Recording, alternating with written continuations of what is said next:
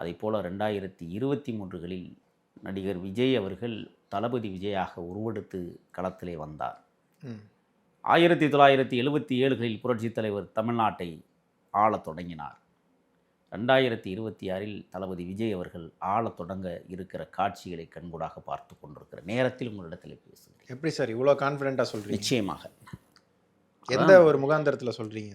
இதுக்கு முகாந்திரம் ஒரு எலெக்ஷன் கூட சந்திக்காத ஒரு கட்சி, எவ்வளோ ஓட் பர்சன்டேஜ்னு யாருக்குமே தெரியாது. எப்படி சொல்ல முடியும்? ஏன்னா பெரும் கட்சிகள், திராவிட கட்சிகள் இருக்குது. அவங்கள தாண்டி கூட்டணி, பலமான கூட்டணி வேறு வச்சுருக்காங்க. அதை தாண்டி எப்படி இவர் இன்னும் யாருக்கிட்டையும் கூட்டணின்னு போகல, அதை தாண்டி எப்படி இவர் தனியாக ஜெயிக்க முடியும்னு இவ்வளோ கான்ஃபிடென்ட்டாக சொல்கிறீங்க? தவழுகிற குழந்தையை தாளாட்ட வேண்டிய இடத்தில் தாறுமாறாக பேசுகிற திராவிட இயக்க தலைவர்கள் ஏன் பேசுகிறார்கள்? ஆட்சியை பிடிக்கல, நீங்கள் தானே சொல்கிறீங்க. அரசியல் இப்போ தானே புதுசு. ஆமாம், அவரே தன்னை குழந்தைன்னு தான் சொல்லிக்கிறாரு. அப்போ இந்த குழந்தையை பார்த்து ஏன் குதர்க்கமாக பேசுகிறீங்க? உங்களுக்கு பயம் வந்துருக்குல்ல அந்த குழந்தையை பார்த்து. பயத்தினால தான் இப்படி பேசுகிறாங்களா? ஆமாம், வேற என்ன சொல்ல சொல்றீங்க?